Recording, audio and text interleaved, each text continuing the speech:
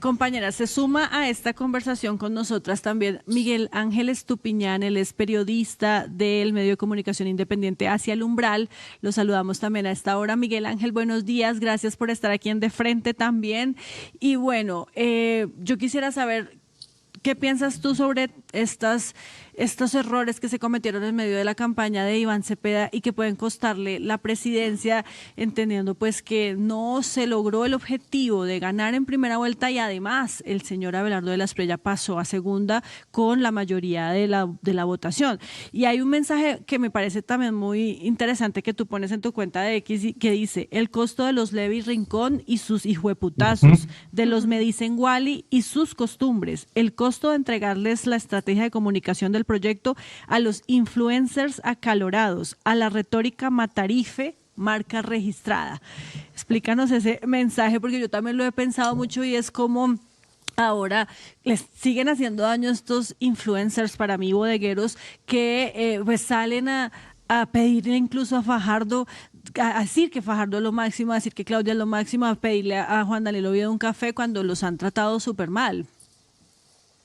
Hola, buenos días, gracias por la invitación. ¿Me escuchas bien? Sí, señor.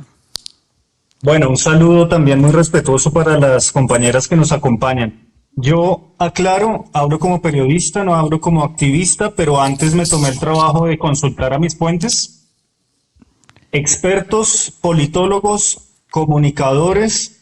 Me llama la atención que muchos de ellos prefieren guardar el anonimato y eso pasa también en zonas de conflicto, donde los expertos en paz y en seguridad callan, porque yo no voy a hablar desde Bogotá. Acabo de llegar del Catatumbo, estuve hace mes largo en el sur del Chocó. ¿Qué dicen los expertos? No darle la jefatura del debate a Petro.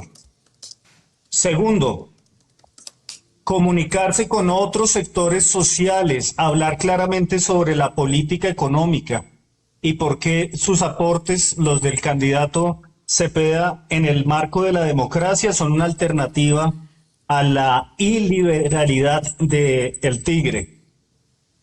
Electores jóvenes, hablar a los jóvenes con el lenguaje de los jóvenes. Seguramente quienes me antecedieron en el uso de la palabra pues ya hablaron sobre esto. Ahora voy a hablar desde mi opinión. Esto lo dicen los expertos. Miren, insisto, Iván tiene que estar en el Catatumbo haciendo un pacto con la región de manera abierta, no un pacto secreto, un pacto abierto en materia de paz, de seguridad. Allá ganó el Tigre, solo en unos pequeños municipios históricamente vinculados al ELN, ganó Iván Cepeda. Hablar abiertamente en Chocó, hablar abiertamente en zonas donde gobierna el ELN o el Frente 33 o las disidencias y hacer promesas que la sociedad pueda hacerles veeduría en materia de paz y de seguridad. Poner de frente el tema de la paz en el debate, hablar desde una alternativa a las promesas de violencia del Tigre. Termino con esto. Cambiar de asesores, en mi opinión, está muy mal asesorado. La jefa del debate es nefasta. Pareciera que lo está saboteando para ella heredar en el futuro las banderas del M19 en gobierno. Ser más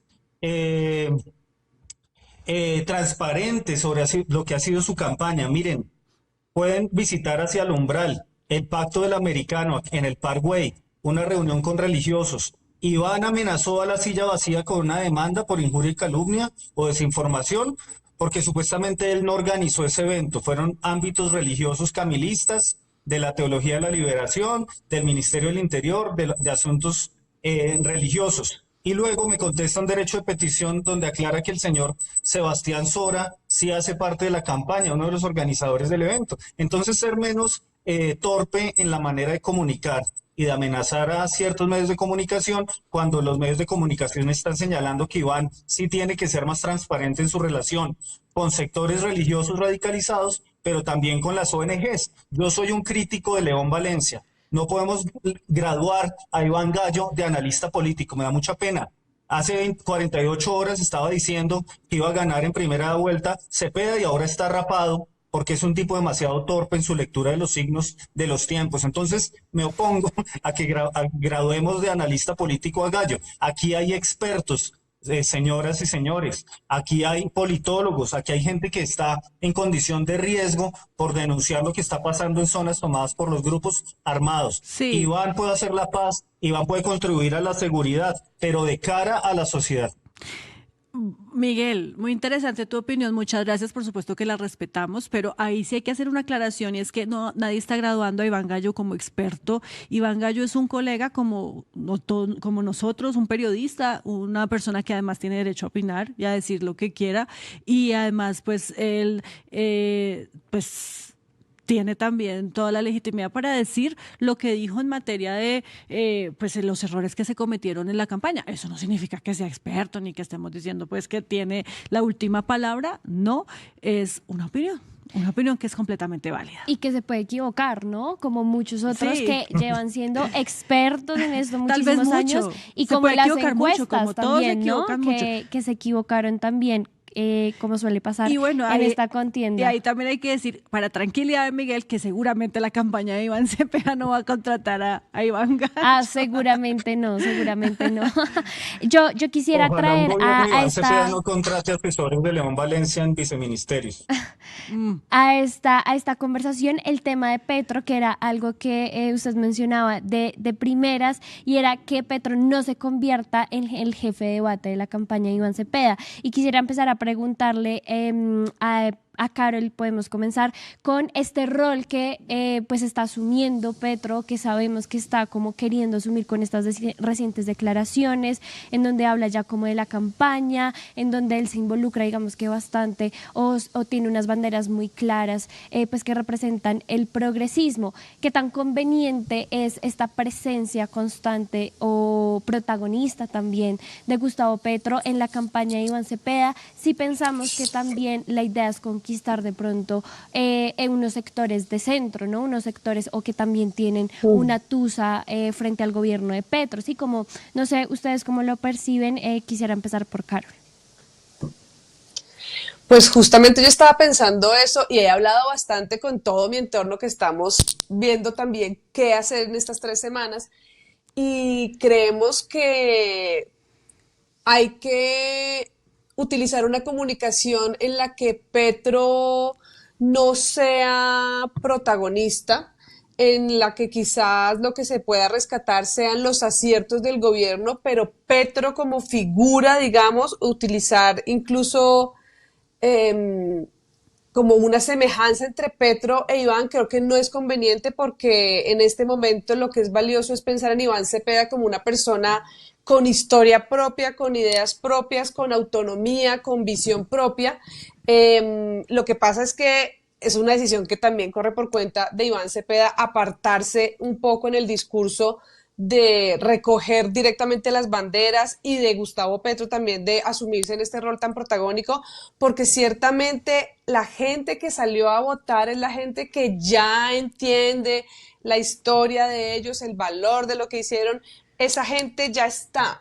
Lo que hay que trabajar ahora es, como tú decías, los que puedan tener una petrotusa, que necesitan entender cuáles son los aciertos, los logros que este gobierno sí hizo, las ayudas que sí se concretaron, generar un poco esta dinámica de yo ayudo al que me ayuda y entender que sí hay unas cosas valiosas que este gobierno le deja al país y que es importante que puedan seguir, pero despegar eso de la figura de Gustavo Petro, hablarlo más en términos de lo que este primer gobierno de izquierda logró, lo que este primer gobierno plantó en la sociedad, pero sacar a la persona, al personaje, hay que subir al personaje Iván Cepeda, a la humanidad y la gracia de Iván Cepeda y despegarlo del personaje Petro, porque ahí hay una competencia de reconocimientos que no le hace bien a la claridad del mensaje, a la contundencia del mensaje, a la repetición del mensaje, que es lo que nos toca hacer en estas 3 semanas que quedan. Yo sí creo que hay que replantear la narrativa en torno al presidente Gustavo Petro, replantear las palabras y el mensaje y poner en segundo plano a Gustavo Petro, asumiendo aparte, destacando aparte, que es un personaje que va de salida, que es un presidente que en efecto va de salida, que el terror que metieron de la dictadura de Petro, de que se va a perpetuar el poder, no es real, que lo que viene es otra persona con otras batallas ganadas y con otras propuestas para poner en el futuro.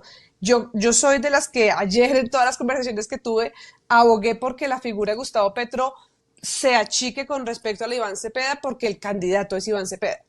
Sí. Natalia, ¿tú cómo lo ves? Precisamente es petrificar la campaña. Yo estoy totalmente de acuerdo y yo incluso soy un poco más radical con respecto a esto, y es: Iván Cepeda no es Gustavo Petro. Si el presidente Gustavo Petro ha tenido vicios, son vicios que yo no le reconozco a Iván Cepeda. Iván Cepeda es una persona muy medida, es una persona que puede recular, es una persona que puede aceptar errores, es una persona que confía en su equipo, y ya nos dimos cuenta ayer, incluso en la ratificación de sus asesores. Entonces, en esta medida es importante para mí, y lo digo expresamente porque aquí el voto que nos vamos a ganar no es el que ya tenemos.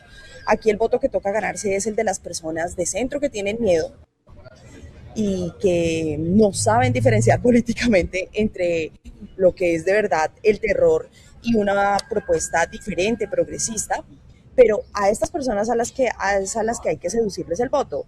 Yo sé, hace 4 años era muy complicado hablar de seducir el voto del centro, y muchos mandamos para el carajo incluso a las personas del centro por eso, pero la realidad es que hoy nos estamos jugando un país.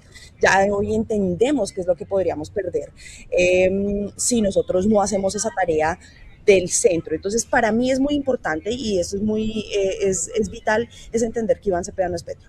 Iván Cepeda no es Petro, Iván Cepeda tiene unas virtudes que Petro no tiene y que lo alejaron de parte de lo que Caroline llama a los petroentusados. Entonces, creo que sí es vital que la figura de Petro se aparte y que no salga con ridiculeces como las que salió ayer él, o incluso el señor Sade, Alfredo Sade, de decir que tiene que renunciar a la presidencia, dejarnos votados a un mes y asumir la campaña. Eso es totalmente irrisorio, y además es irrespetuoso, y les da un discurso muy sencillo a la derecha y a quienes están eligiendo de este tipo. Intervino con todo, esa es la dictadura, el tipo necesita esto para reelegirse. Entonces, yo sí quiero que de verdad la campaña de Iván Cepeda le apueste a lo que es Iván. Iván es una persona de verdad sensata, es una persona muy trabajadora, es una persona entregada a su labor, y eso lo aparta muchísimo de la figura del presidente, que a pesar de que es muy carismático y a pesar de que en esta campaña podría aportar muchísimo si fuera candidato, ya hoy no aporta como presidente. Ayúdanos a seguir con nuestra labor periodística a través de nuestro NECI 310-779-3518. Lo hiciste artísticamente y lo hiciste con las víctimas, que eso es un mensaje a dar. Caminamos juntos, todos con el progresismo por las calles defendiendo el plebiscito por el sí. ¿Cuál es la capacidad de generación de vivienda? ¿Los subsidios para quién son? Diciendo que le vamos a quitar los privilegios a los políticos. La política no descansó este fin de semana con estos personajes señalados por corrupción. Sí, señoras, sí, señores, llega la central. Este espacio semanal que hemos concebido para reflexionar sobre asuntos coyunturales. Allí vivía la familia de Pablo Escobar Gaviria.